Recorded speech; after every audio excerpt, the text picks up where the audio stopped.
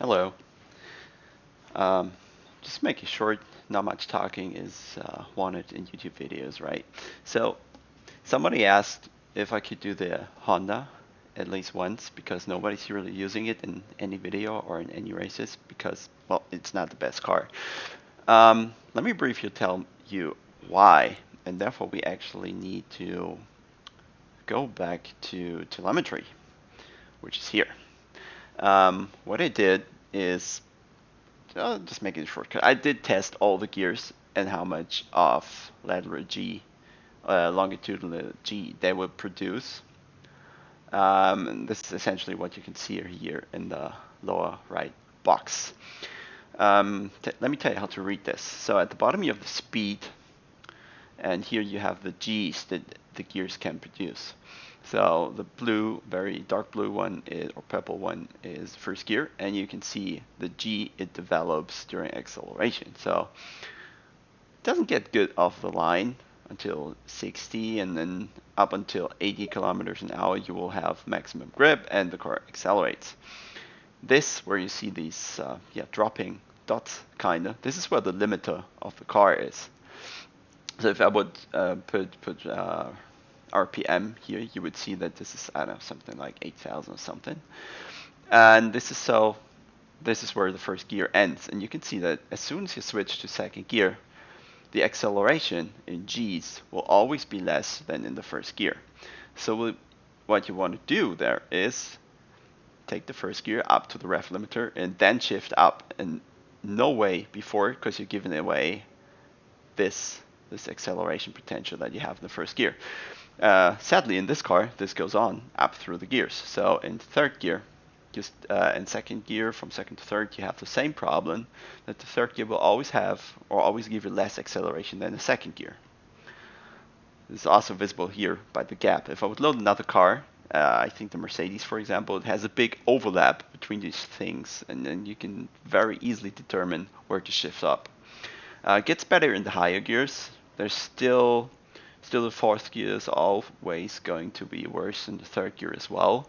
But in the fifth gear, you can already see there's like a slight overlap, but still you want to go up to the ref limiter in the Honda almost all the time. And if you look at this, you have to go really close here.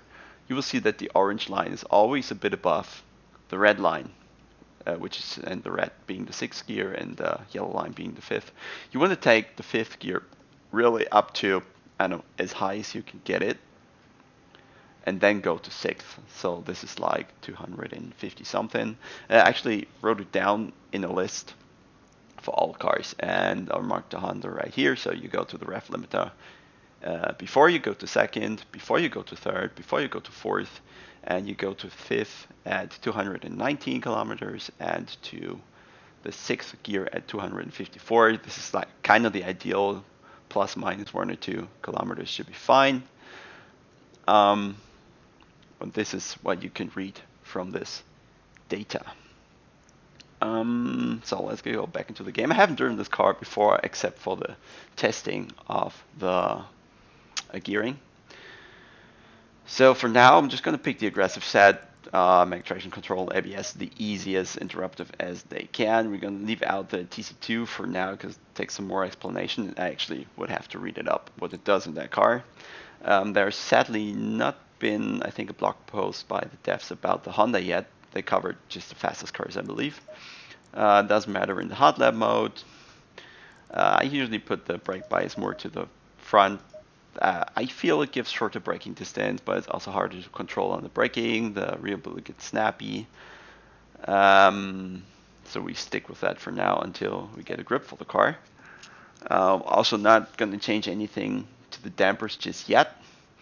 And aerodynamic, for now, this looks alright. Brake ducts seem a bit big for Spa to me because the straights are so long. You get the brakes cooled anyway. So I'm probably gonna see brake ducts 3 later. We'll find out how it goes through Rouge. Then we adjust the ride height, and together with the ride height, we'll talk about the bump stubs because they seem quite narrow at the front for now. Let's get driving and see how this car goes. green light, go, go, go. I'm actually going to change the view for you, I think, so you can see the wheel input better. That's it. Let's get off.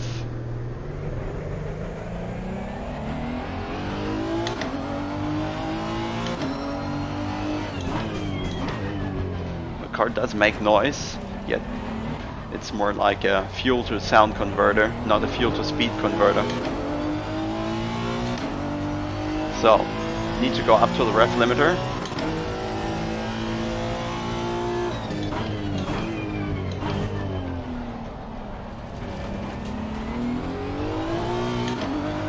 Yeah, and then all the power comes really late in the power band.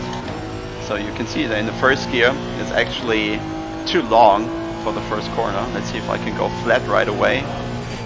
Oh, that was a little lift that didn't really help with cornering. Yeah, I said 254, didn't I? So we just keep going, keep going, keep going. From now, the sixth gear is better. You see it's almost not accelerating at all anymore. Now we can use curbs with a new tire model. Easily, car keeps stable on it.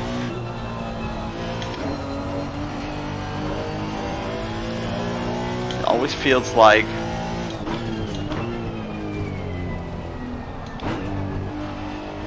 you always want to push the pedal even further into the ground, but oh, there you go.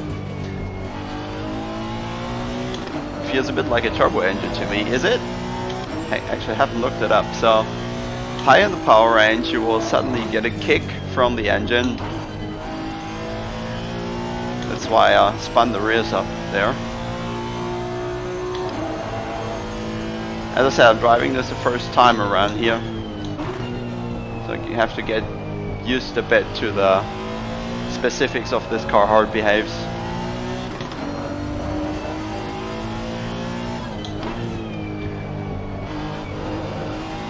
The problem when the gearing is that shit and you always have to go up to the rev limiter,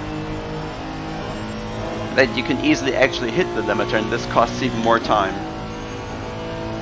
So you want to learn the gearing in this car properly and know for every gear how late you can shift it. Yeah, well, that's easy flat, at least in hot lap mode. And brake here, kinda, I guess. That should work. Use the inside curb. Yeah, rear getting a bit loose. Now forward, and then the turbo kicks in and the car gets a bit unstable. So I have to get used to that.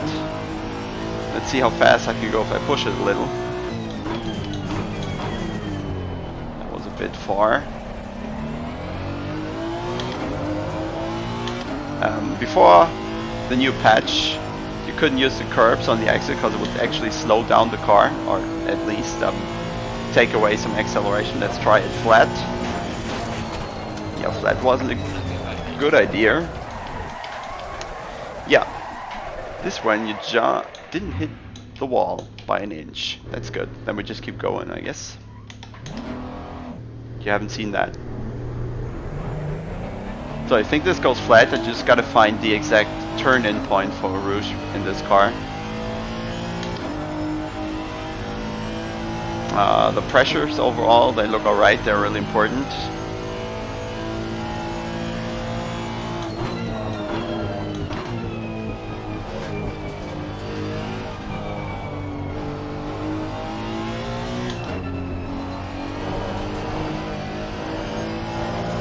It doesn't seem fast at all, the car.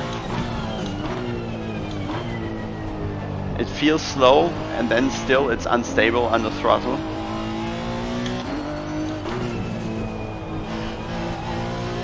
These are ingredients for a shit car. Being slow and hard to drive.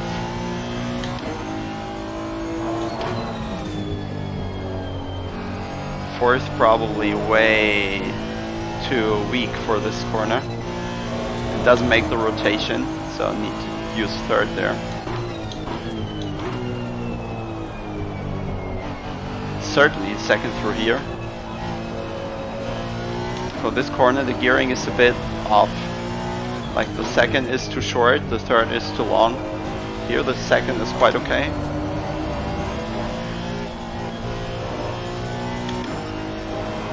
bit understeery into there. Should go flat if you want to do a fast time. In other cars it's way easier to do, like in the Mercedes or the Bentley. So just stay in 5th because you're faster. Even until now, even now, even now. So you don't want to use 6 at all there.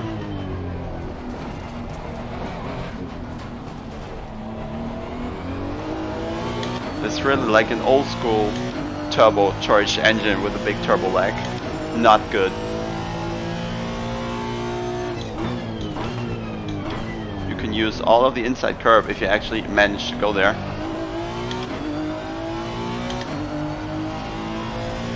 Okay, let me try again, because I know this corner can be done flat in all cars. I lifted again, I'm such a pussy.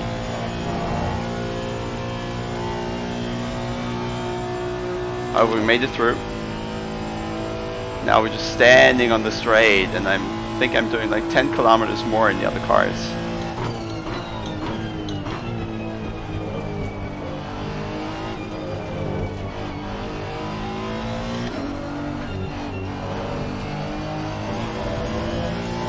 It feels like you have to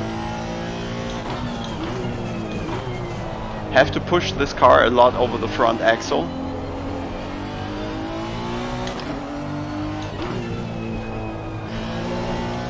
But when I say that, I mean you gotta not throw it into the corner, but steer a little too much.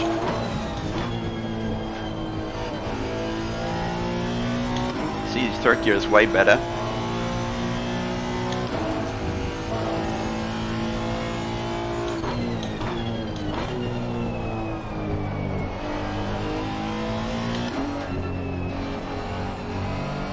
Yeah, you would want more rotation.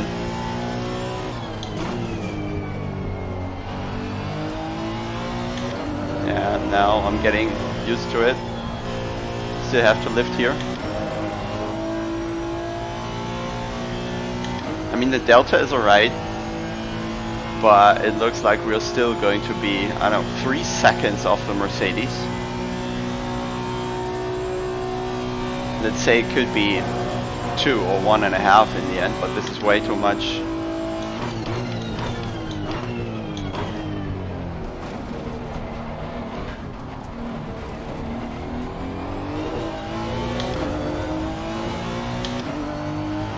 .220, yeah, it's really disappointing.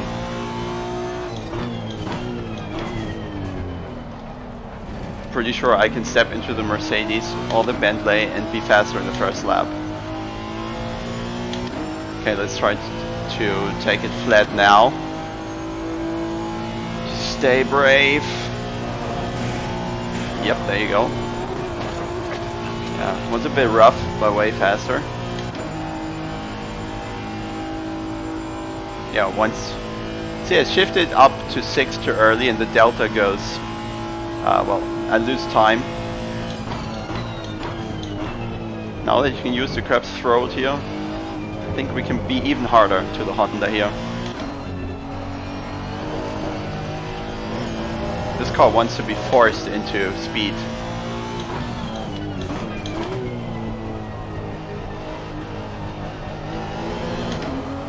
That wasn't good.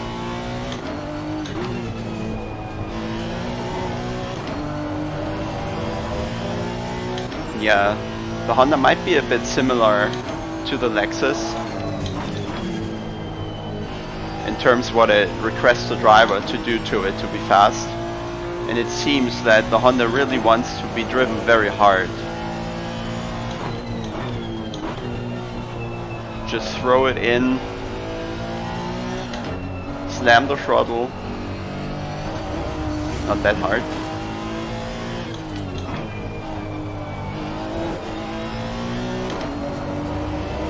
Try it flat this time. Nope. Yeah, but that could probably solve with some setup changes.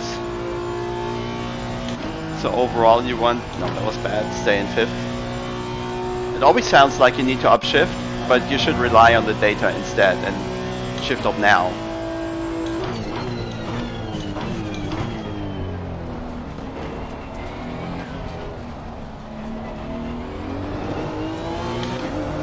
Drives a bit like the McLaren, to be honest. So let's try to 19 and then I'll call it a day in this car. Finally got to use the curb. And then at the well, inside in the middle of the turn you get this bump which turns the car around a little. But it's hard to make use of the better position in the throttle in this car because when the turbo kicks in. Okay, now we got a proper run through Rouge at least. Now stay in fifth, stay in fifth, stay in fifth. Watch the delta. And now we're gaining a lot of time. Of course because the better exit because of the shifting being done correctly. Throw it over here. Throw it around here. Lift it shortly, flat. Didn't want to turn in there.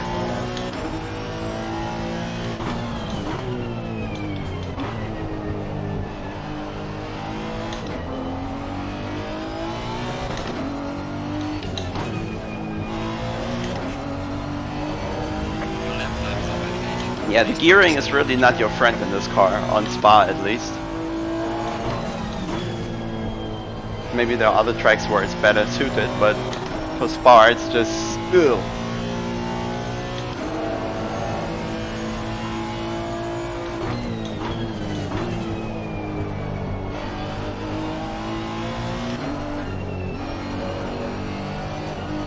It just won't turn. And it doesn't turn because the third gear offers too few power to rotate the rear. And this is why the car is shit. That's why you go straight. In the car with a little more power, which just spins up the rear slightly. Then you get better rotation through the turn. But the Honda just doesn't want to. So let me give it one more try.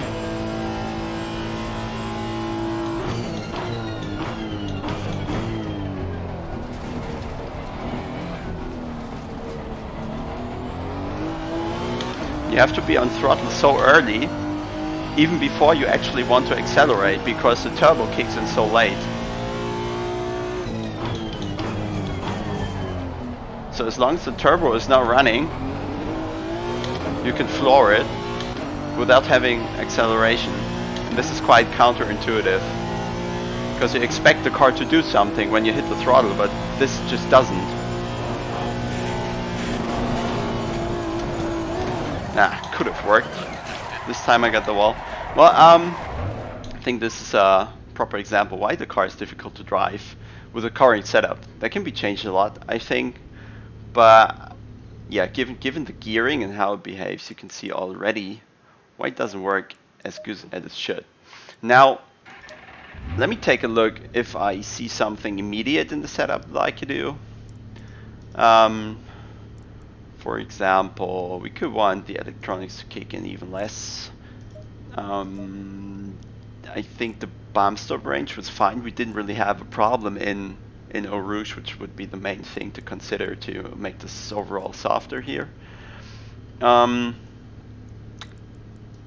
Generally, I think we can stiffen the bumps. Just I'm gonna make it random a bit. I would go through telemetry, to be honest, to make it proper. And you always want the fast bumps to allow a lot of movement, so that the suspension can take it and not settle the car. Same for the rear. Actually, I think we want way more bump damping at the rear to get the car rotated when we hit the accelerator. Turning I think was fine, so we can just do this a little.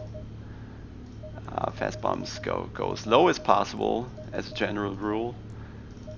This seems a bit random, but it's actually the experience that I have from setting up the other cars. So let's try this. From an aerodynamic point of view, I would want more downforce shift to the front. So we want to go this number to go higher.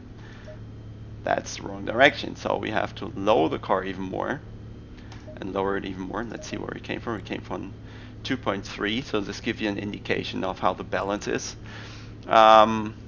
Just doing simple clicks. This is 0.5%. This is another 0.5%. So this might not look like a lot to do, but it's it's much.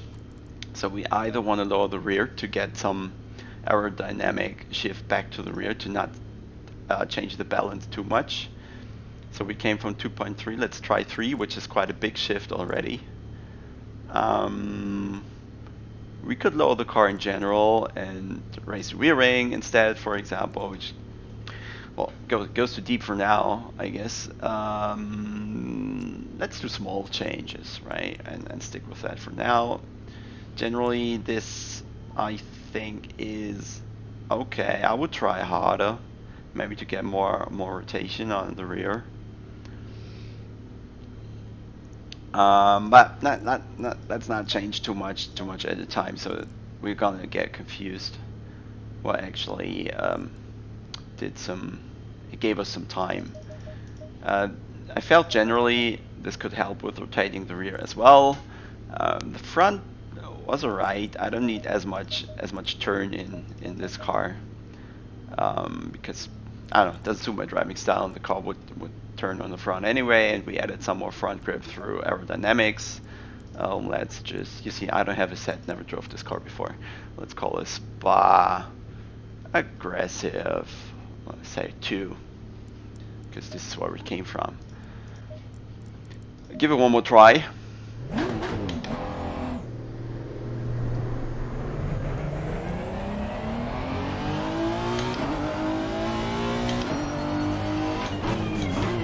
Also, the car was still very stable on the braking, so let us change the brake bias more to the front.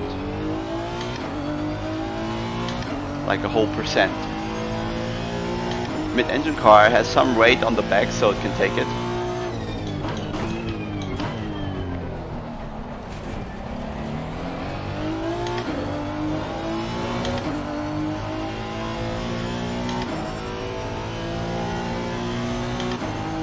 So, let's see. Yeah, the rear's getting a bit loose towards the end. You really have to open the steering at a point. Move, car, move. Just doesn't want to go.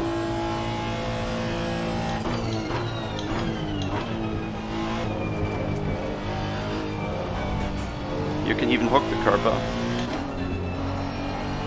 There is the rotation I wanted, maybe too much, but it was aggressive as well.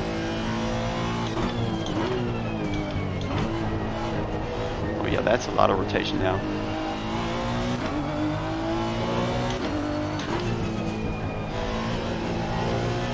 Car can take the curb, but it has to be practiced a little to hit it right.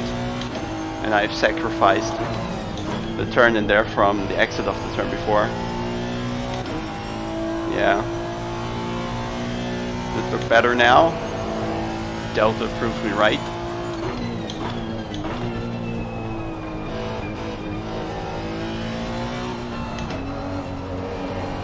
This gear is still too powerless.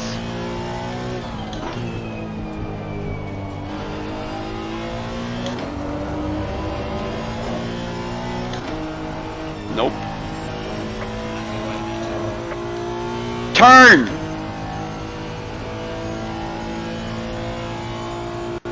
Maybe I have to throw it more aggressively through there. We'll try at least one more lap. But I can think we can get the 19 with this. Yeah, more speed through there.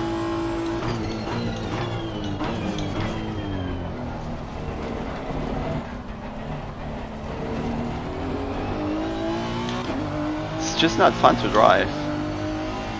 So the time is there, it just has to be valid at least.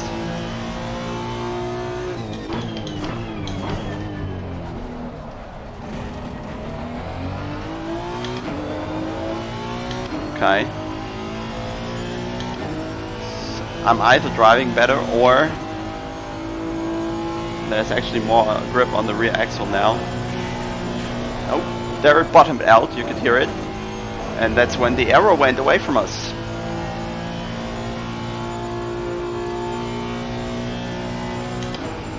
So yeah, lowering your front exactly brings the risk of bottoming out. So for a race set, you want to be way safer.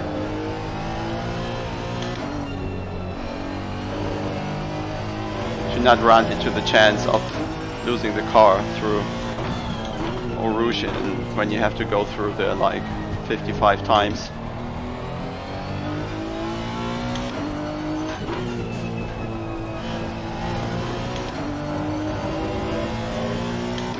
It's really bad. I'm gonna explain in the next lap why. Because the gearing doesn't really fit any corner. Here the third is alright, but going down to third, you've also already lost so much speed.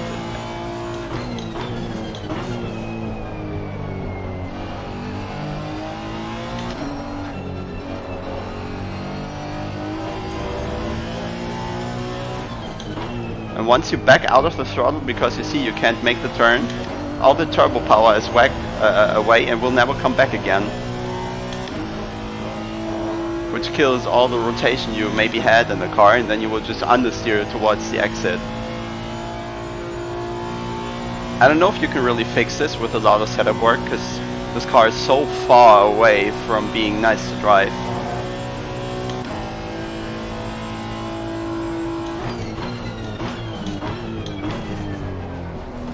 Open up, yes, then this rear won't come around. And it takes ages for the power to unfold.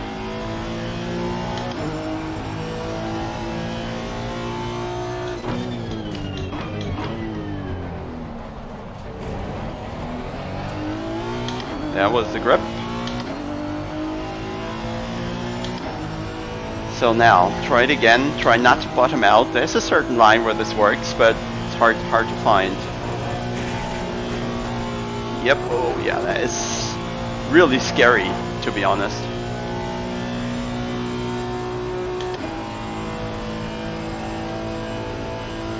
Go, you really want to push this car by hand, because it does not accelerate.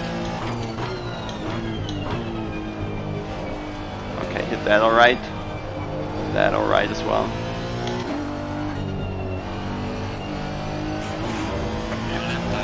Had to back out of the throttle because it was understeering so much.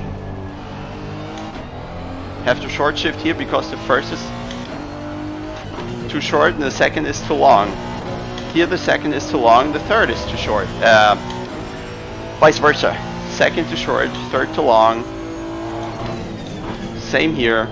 Third too short, fourth too long, and then you just understeer towards the exit and have to back out of the throttle. Here the second is alright, in the next one it's too short. And the third is too long. It doesn't have the power.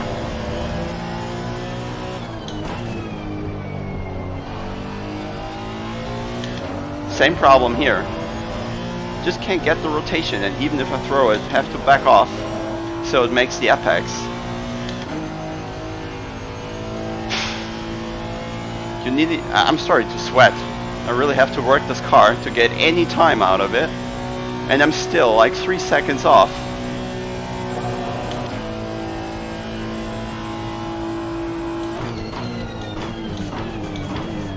Okay, more aggressive here.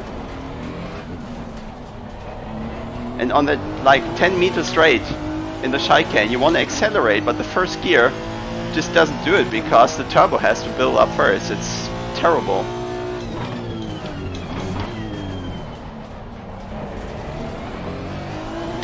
Do you notice how early I'm on the accelerator?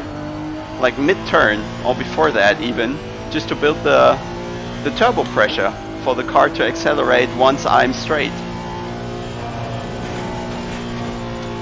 Oh yeah, you can take you don't actually have to turn in from very far outside. The car makes it if you just stay inside as well.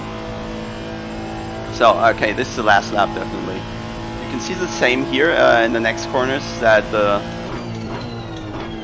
how late the turbo kicks in. I'm fine through here, but when I now accelerate, the turbo will kick in at some point and just throw the rear around all of a sudden where you don't want it.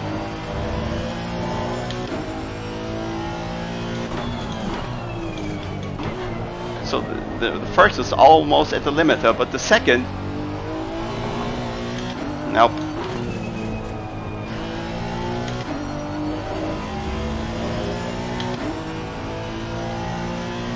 This is hard to drive.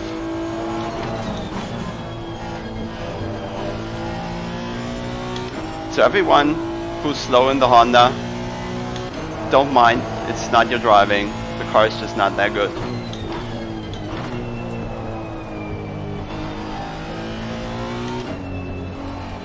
Turn, turn, come on. It just won't. Now, flat. And then the turbo kicks in just too hard at some point. And as soon as you touch the curb, the car wants to rotate too much, then I have to counter steer. It's really a problem of a mid-engine car. It's very snappy in general, but usually it brings lap time. But in this car, it doesn't come with the benefits.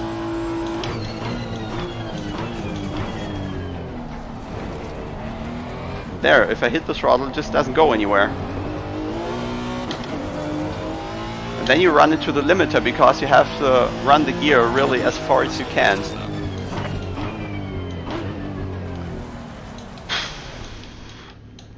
So, what am I supposed to say? I'm not a fan. Yeah, I hope this gives some insight why this car isn't that good. The main thing is the gearing. Then it's the turbocharger, which develops the power quite late.